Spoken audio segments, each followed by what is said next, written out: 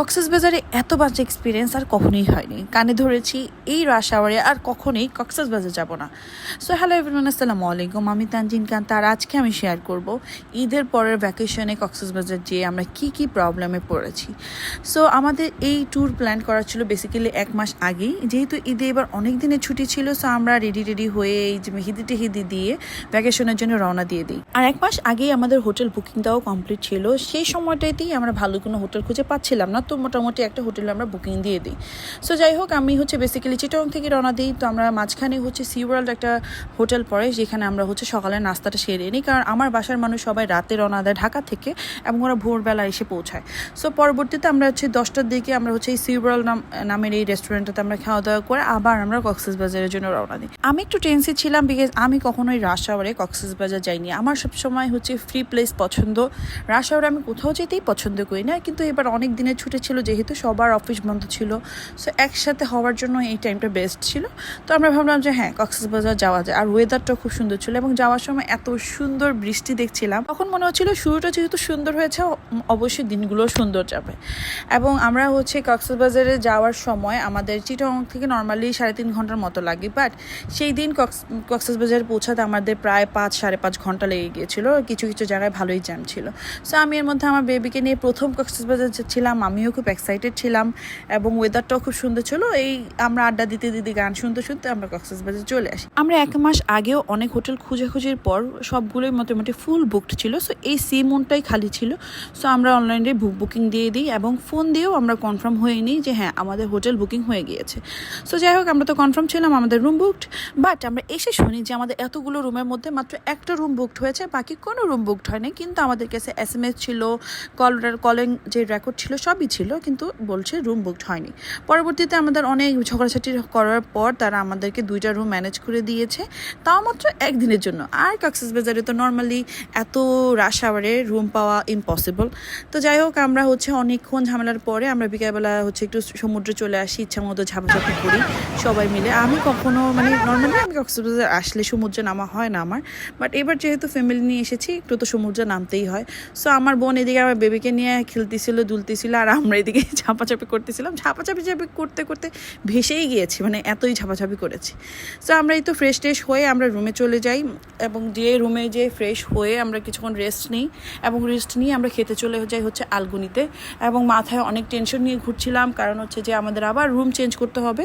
পরবর্তীতে হোটেল থেকে আমাদেরকে আরেকটা হোটেলে রুম বুক করে দেয়, যেটা একদমই ফালতু হোটেল ছিল, খুবই বাজে হোটেল ছিল। এটা পরের দিন সকালবেলা ঝুম বৃষ্টি। কক্সবাজারের বৃষ্টি দেখতে আসলে ভালো লাগে। সো সকাল বৃষ্টি দেখে আমরা ওদেরকে নাস্তা, ওদের বাফেট আইটেম ছিল, যেখানে আমাদের লাইন ধরতে হয়েছে। সিমনে আমাদের সকালে বাফেটে ঢোকার জন্য লাইন ধরতে হয়েছে। আমি কখনো আজ পর্যন্ত কোনো সময় লাইনে ধরে আমি কখনো বাফেট খাইনি। সো যাই হোক, আমরা আবার হোটেল চেঞ্জ করতে আমাদের মোটামুটি 1-2টা বেজে যায়। পরে আমরা 1-2টার দিকে রওনা দিয়ে মেরিন ড্রাইভের উদ্দেশ্যে। যেহেতু মানুষ অনেক বেশি রাশ টাইম, সো আমরা ভেবেছি না আমরা শহরের ভিতরে থাকবো না, আমরা একটু দূরের বিচগুলোতে যাব। সো আমরা এই তো রওনা দিয়ে দিই, এবং রওনা দিতে প্রায় 2টার মতো বেজে যায়। আর এত বেশি জ্যাম ছিল, ব্রিজটা পার হতেই আমাদের প্রায় 2-2.5 ঘন্টার উপর চলে গেছে। আমরা এখানে বিচে এসেছি বিকালবেলা, অলমোস্ট সন্ধ্যেবেলা, সানসেট হয়ে যাচ্ছে এমন সময়। তো এই তো আমরা সানসেটে একটু ছবি ভিডিও ক্যাপচার করে নিয়ে আমরা পরবর্তীতে আর কী করবো, যেহেতু পুরোই অন্ধকার হয়ে গেছে, আর তো কিছু করার নেই। পুরো দিনটাই মাটি হোটেল বুকিং, হোটেল চেঞ্জ করতে গিয়ে। পরবর্তীতে আমরা পালঙ্কিতে চলে যাই, এবং পালঙ্কিতে গিয়ে আমাদের খাবার দাবার অর্ডার দিই। আর ইনানি বিচের আশেপাশে পালঙ্কিতেই আমরা শুনি সবসময় ভালো।